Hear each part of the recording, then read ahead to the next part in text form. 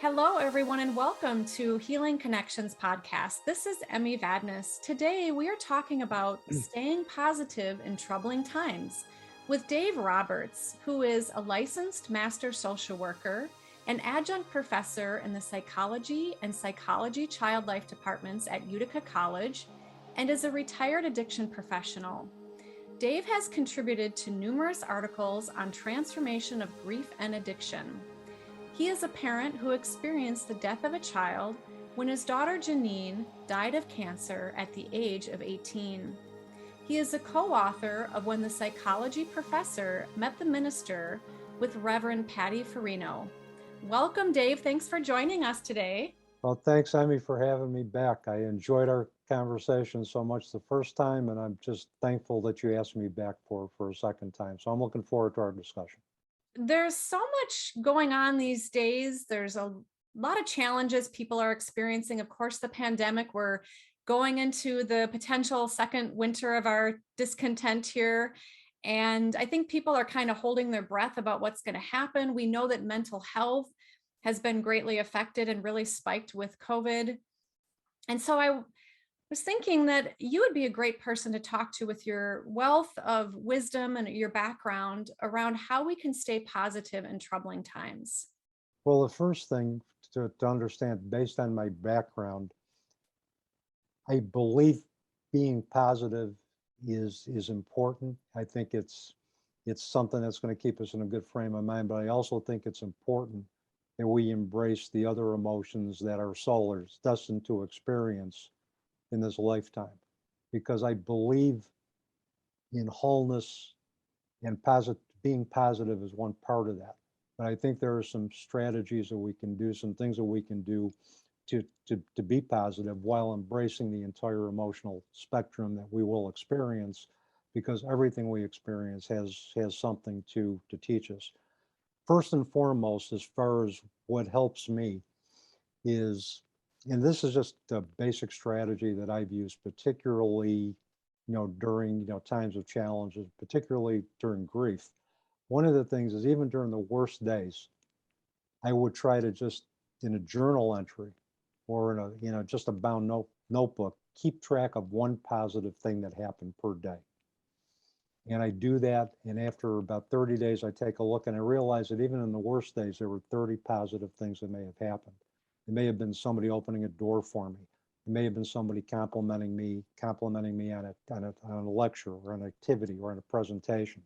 So even in, there's the old saying that when there's shadow, there's light. We have to look for the light amidst the shadow, and find those moments of positivity. And there may be days where we only have moments or an hour or 2 hours of positivity or feeling positive. But if we can consciously look for that, it will balance out the negative experiences. Plus, what that will allow us to do is, if we can make room for the emotions in our lives that a lot of individuals have seen as being contradictory to happiness, because in their minds, happiness is something that is needed to promote functionality, to promote progress. But once we commit to embracing the negatives in our lives, we can learn from that as well. And that helps us develop overall resilience and overall genuineness and overall wholeness. Yeah, thank you for that. I appreciate what you're saying. It sounds like what is a very popular practice these days called mindfulness, which Yep. is essentially, well, there's many different ways of looking at mindfulness, but one way is that you are accepting or being with how you're feeling. Yep. And not judging yourself or judging the emotions, because what we resist can persist, right? Exactly. I think I mentioned in one of our previous interviews, if I didn't, Debbie Ford's book, Dark Side of the Light Chasers, which she talks about how we can embrace our shadow. The shadow, according to Carl Jung, is a person you'd rather not be. It's embracing all of those emotions that society have told us contradict happiness and are not good for us. So if we resist, they are going to persist. And in her book, she had this example. If, let's say, you take a beach ball and you take and write the emotion anger on it, you put it in a tub of water, and you suppress that emotion, you can suppress it for a period of time. But what happens if you let up a little bit on the ball? It The anger's bounces back up. Yep. So then you get all of you and all of your friends who want you to be positive, want you to be happy, don't want you to be sad or angry, and they all help you suppress that emotion. But once they let up on the ball, what do you think is going to happen? The anger is going to surface again. So the message is, I'm here. I'm not going away. Allow me to teach you. Okay. We may find that the gift of our anger may have given us energy to set a boundary with somebody we could not have set. To tell this person, this is what I'm willing to accept in our relationship. This is what I'm willing not to accept.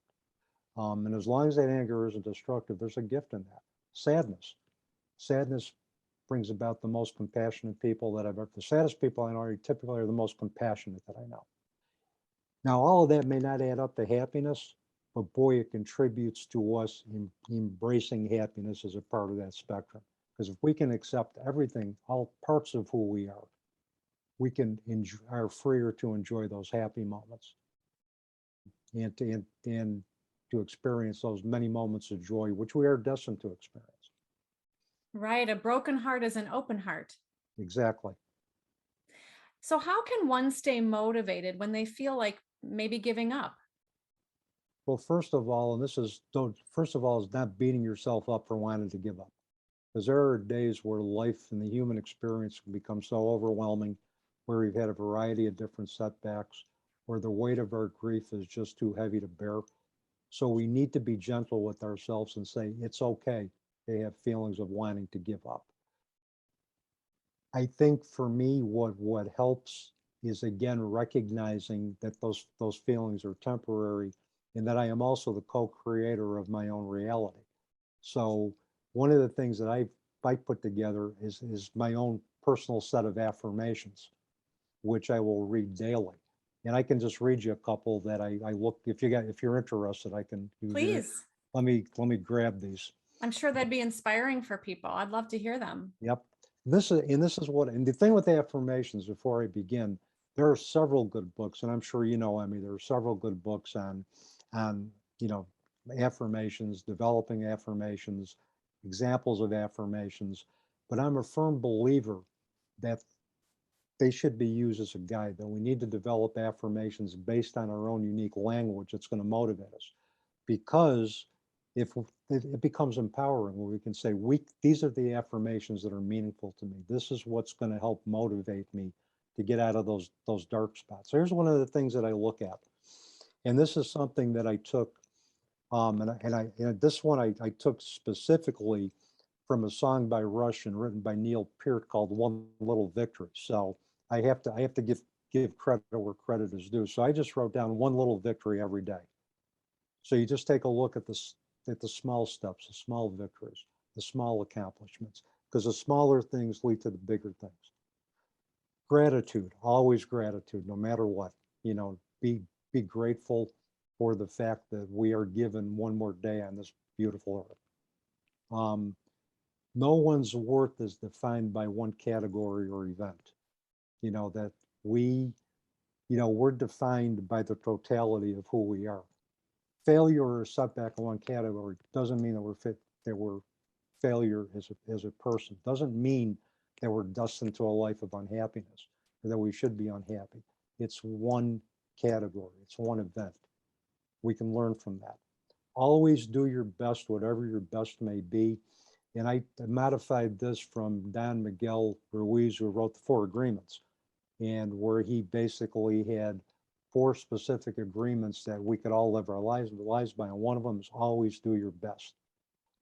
And there are circumstances that will dictate that our best are going to be different every time. An example, I had one student this was years ago. She was a good student, but her father was also going through chemotherapy during the semester. So she missed a bunch of classes. And being a parent whose child died of cancer, I understand that the necessities of priority shifting to be with to be a caregiver or support to your loved one. She got a B, or I think a B or a B plus for the course, and she apologized to me because she said I should have done better. So I looked at her and I said, you know, I said, considering what you had to deal with, you had a father who was in a life and death situation. You were dealing with a terminally ill parent. You had to be there in a supportive capacity pretty consistently. Given the fact that you were dealing with that and the prospect of losing your dad, the fact that you got a B or a B plus, as far as I'm concerned, that's an A. And if I could have given her a life grade, I would have given her an A. So a lot of times we don't look at the bigger picture and we become disillusioned or we become unhappy because we think, well, we didn't do our best. Well, maybe we did, given the circumstances that we were dealt.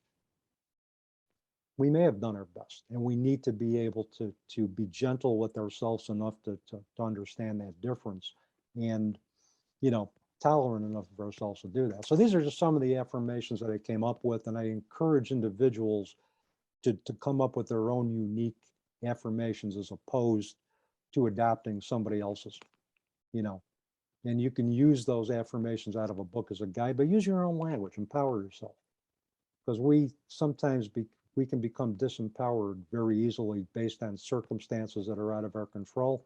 Any little attempt that we can make to empower ourselves will not only help us develop resilience, but it will help us embrace those happy moments and learn to become happy and content and whole.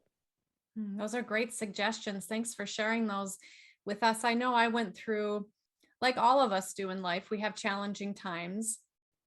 And I went through a challenging time several years ago, and I learned about how gratitude can be helpful, even though I had a lot to that I could that I was feeling badly about. And so at the end of the day, I would review my day just as you suggested, and I would be grateful for those positive experiences that happened, and to be grateful for living another day, and for what I was able to learn that day. I know some people, when they're really down, and this is where I think we might just want to add that if somebody's really feeling down, please reach out and get Yes. professional support. This is not a substitute for that. But I recently worked with somebody who was having a hard time even generating feelings of gratitude, and we worked together to find those, even that seem like little things, of being able to walk, being able to see, which I know not everybody is able to do. And even folks who I worked with who have all sorts of different abilities, they have their own superpowers, Mhm. right? Because we all have our own challenges, but we also have our own gifts.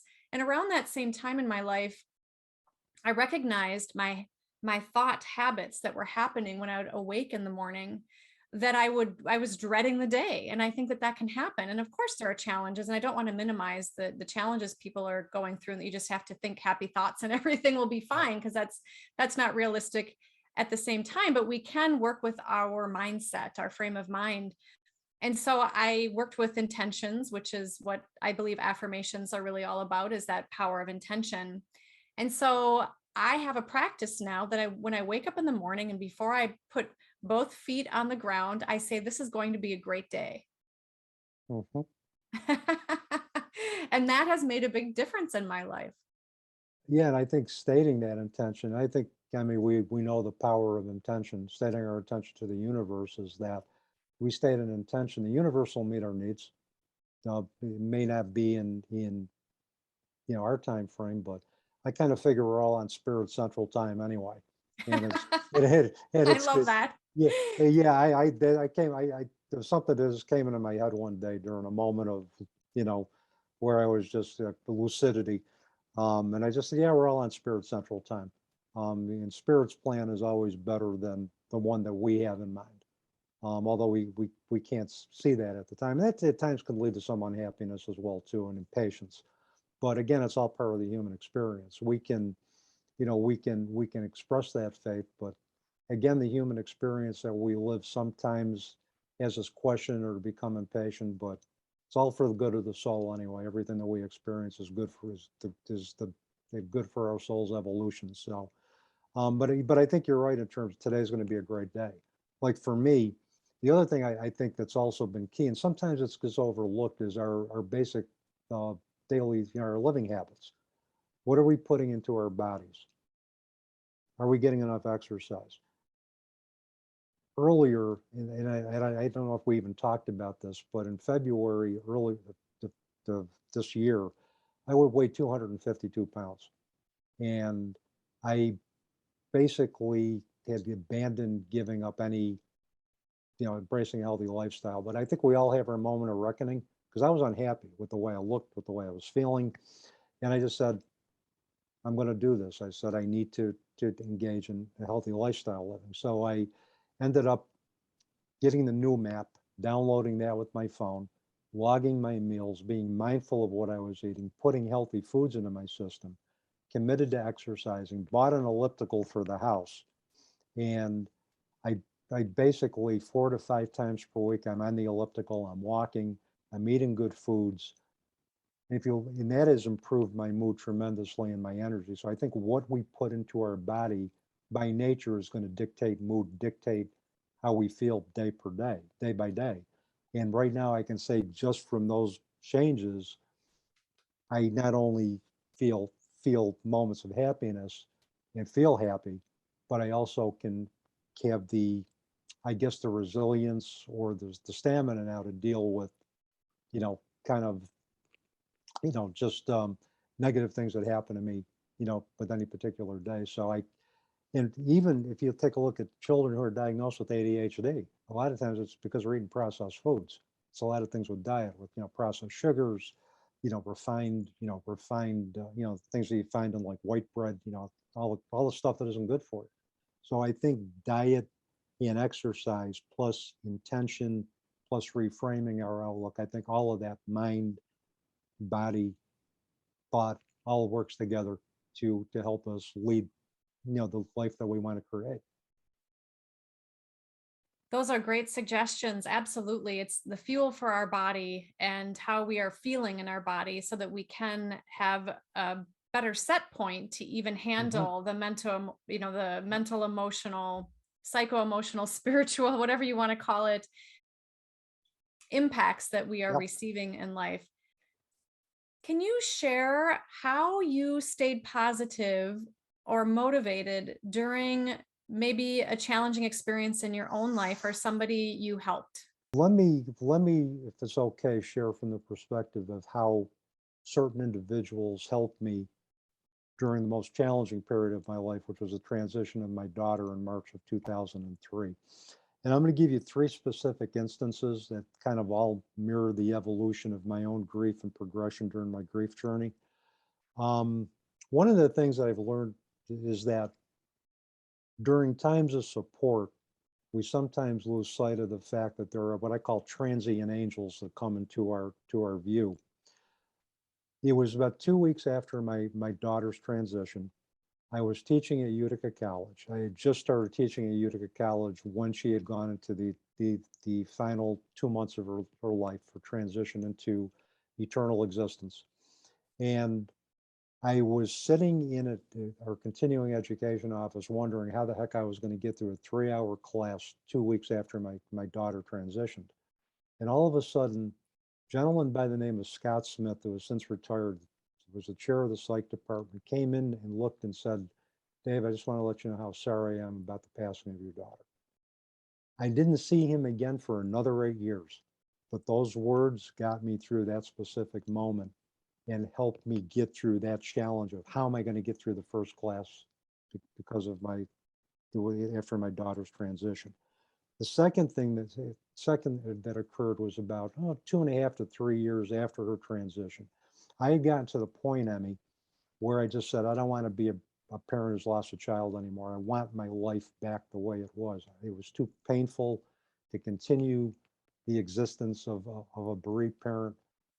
The second year for me in particular was, as it is for many individuals, was worse than the first because the reality of the loss set in. I just said, I don't want to do this anymore. I stopped going to support meetings. I immersed myself in work and I found myself totally miserable because I was cutting myself off from what I needed the most. So I sat with a nun by the name of Sister Rose Troy, who was the facilitator for our bereaved parent support group. And she would let us go wherever our faith was going to take it, even questioning our faith. And I looked at her and I said, I'm angry at God because he took my daughter away from me. Now, if I said that to probably any other Catholic nun, I might have been probably excommunicated from the church for saying that, but, and of course I may be exaggerating a little bit, but she took it in stride and said, what if God is just as upset as you are because your daughter's gone? That shifted my perspective to say, okay, let me look at this from God or the creator's perspective. And I said, yeah, maybe he is, because I think he's been trying to tell me, although I had difficulty at that time embracing the significance of signs. He was trying to tell me that, look, your daughter is okay. And I'm trying to tell you that through a variety of different nudges that I'm giving you. But I wasn't in a position where I could understand the full significance of that. And finally, the third was 7 years after my daughter's transition with Reverend Patty Farino, whom I met through pure serendipity, who facilitated a spiritually transformative experience that allowed me to find peace with my daughter's passing and also promoted healing in other areas of my life, based on our, continued ongoing relationship and friendship.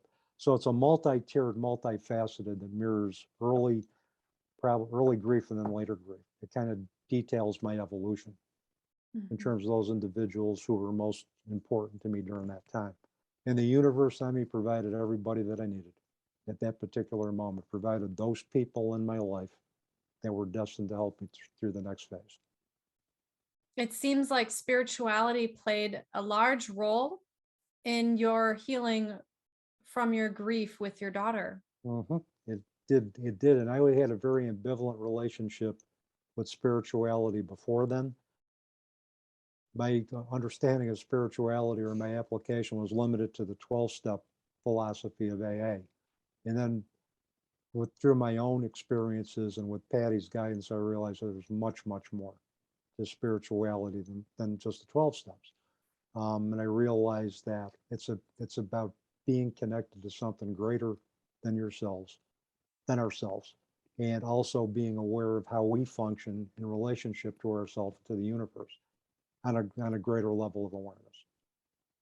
Yeah, and your book with Patty Farino does a beautiful job describing and sharing those experiences you went through that seemed to be a series of synchronicities that expanded your consciousness. Yeah, and it did. And once I opened myself up to the possibilities, once I became open, the synchronicities just happened, because the meeting with Patty came out of a very simple statement of intent of me wanting to have a greater understanding of spirituality to help me progress further in my grief journey. What I got was a whole new perspective, and I got a whole new philosophy and a whole new way of looking at the world from a multidimensional perspective. So what I asked for, what I got exceeded what I asked for.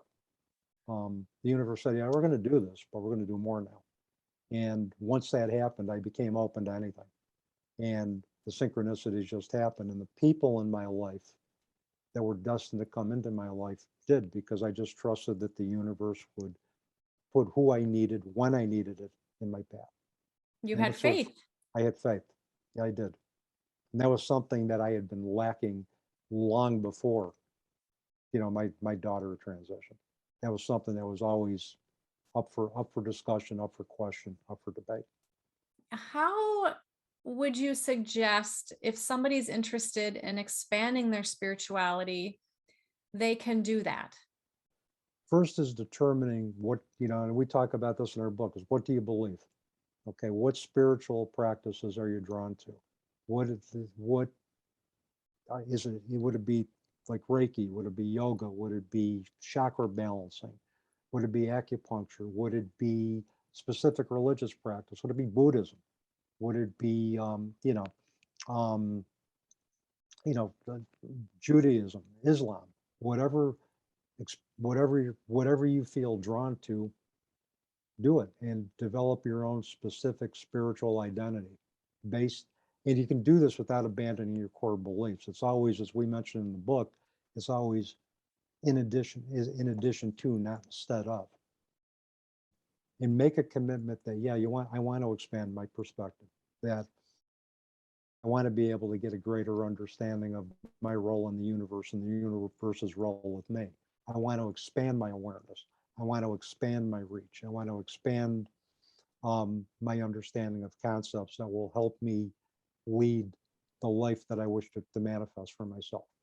And I mean, we can take a room of 15 or 20 people. I mean, they're all going to have different beliefs in terms of what happens after death, how we look at the universe, but it's all good because we can all we can all witness that. We can all support it.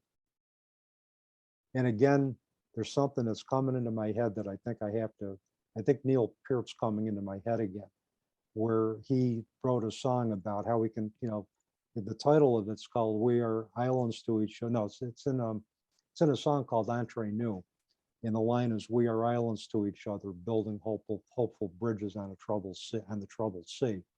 We can be islands to each other by witnessing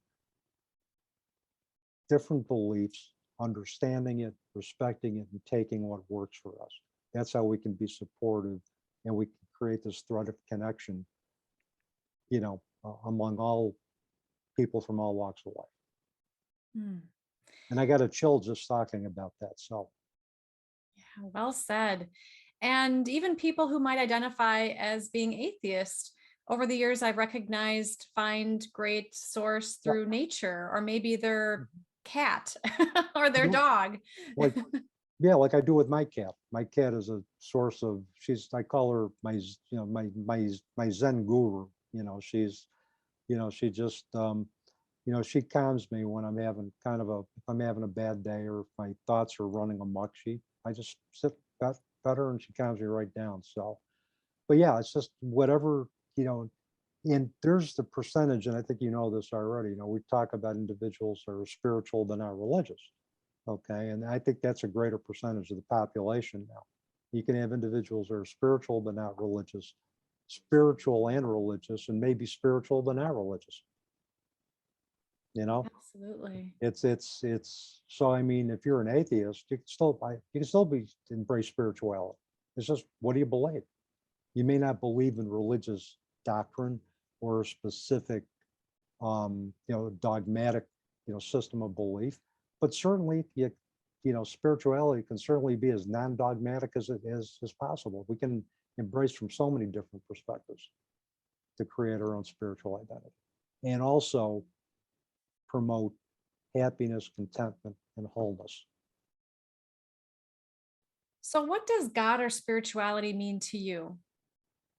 Yeah, I know we've talked about this before, and I don't see God as being a specific figure, have a specific likeness. I think he's kind of like the universal source of all energy, and we can we can connect to that energy at any time of our own choosing. And that's how I see him, as just a source of divine love, inspiration. And I see him as just one big divine source of love and light and energy that we can connect to at any time. So, without any specific physical features attached. Yeah, and that's something I love that you bring up love, because that's something that has really helped me over the years, and something that it's the fountain that I go back to daily, that I believe is the core of who we are, is connecting with Mhm, love. And it seems that, as you shared in your book, that love seemed to be a great healer for you. mhm. It was love from, I think, others, and eventually love for myself. I needed to learn to forgive myself for things I had no control over, with my daughter's death, because as her father, I felt that I needed to protect her from everything, and I could, but I couldn't protect her from a disease that was incurable. And just saying that now, I just realized how scrambled my thought process was, which is an early grief. But the guilt that I had kept me tethered to her. The anger that I had kept me tethered. So it served a purpose. It kept me tethered. It kept me connected.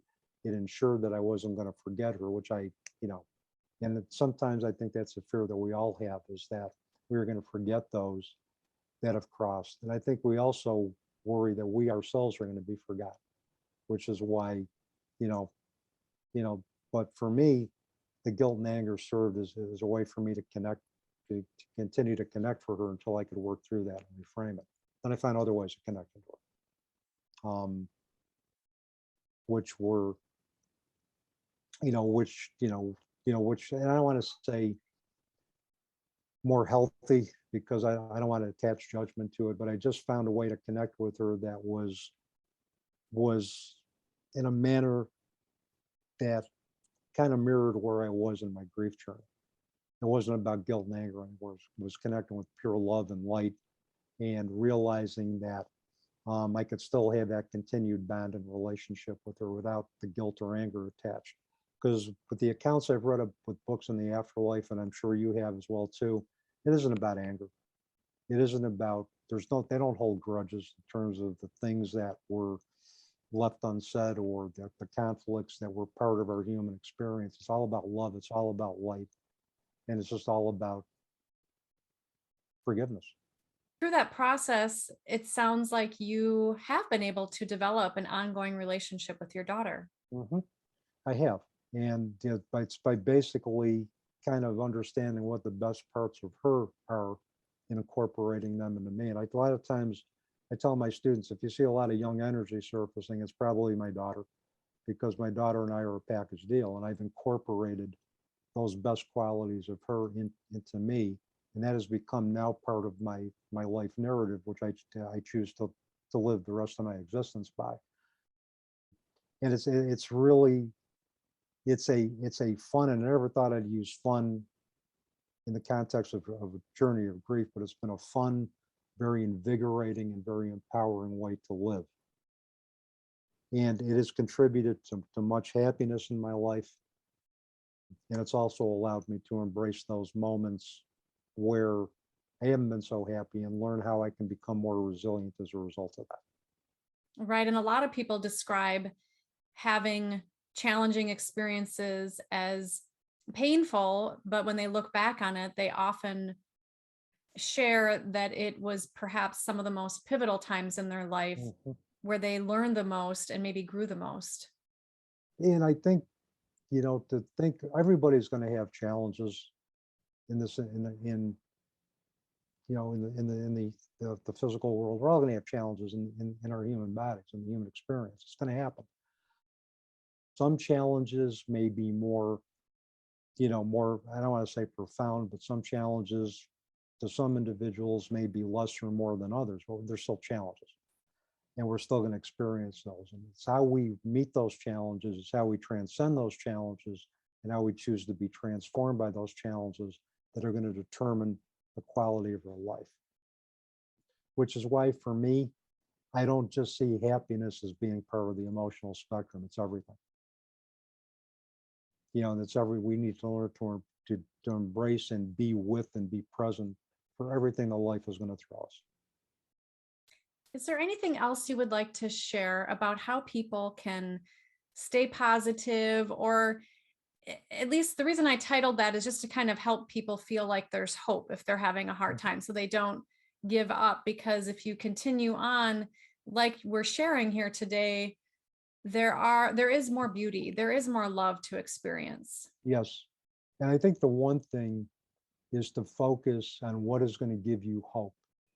And I think if we can take a look at, and it just could be anything. It could be a particular group that you're a part of. It could be a particular friend or person a particular book or a particular author, or somebody that you follow. What is it that's going to give you hope? And what is it that's going to make you content? And I don't necessarily say happy. What is it that's make you content? What is it that's going to help you develop resilience? What is it that's going to want to make you wake up and face the next day, face the next challenge? So you find what works for you. And also to realize that it's every emotion that we experience that defines the quality of our life. And if there's something, and I found this, and I wanted to read a passage from an article if I could. Okay. Because I wanted to share this if we have time for that. This was an article. Have you ever heard of Augustine Burroughs? He wrote, I think possibly. he talks about in this article, it's called How to Live Ever After. He wrote this in 2012 for the Wall Street Journal. He talks about not being a happy person, but he says there's some days I'm content, there's other days I'm angry. He talks about essentially, I embrace the entire emotional spectrum because it doesn't all add up to happiness. but I ask because I'll add bad. And I would agree with that philosophy. It's not necessarily being happy, it's being whole, it's being genuine from where you are in the moment. That will also lead to hope. And you will find individuals who also will experience that same philosophy, and that's who you align yourself with in the quest for wholeness and genuineness.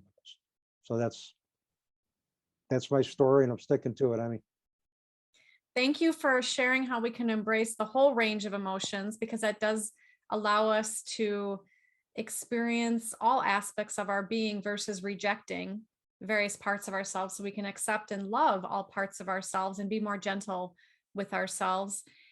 And how can people get your book? they can get our book through Amazon. It says When the Psychology Professor Met the Minister.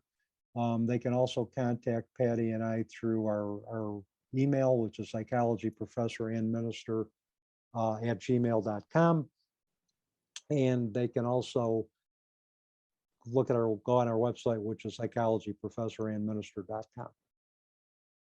And we are trying to accumulate a mailing list. So if anybody signs up for our mailing list, they will get the first chapter of When the Psychology Professor and Minister free as our gift for becoming a subscriber to our website. So that's the other part. We just recently developed that.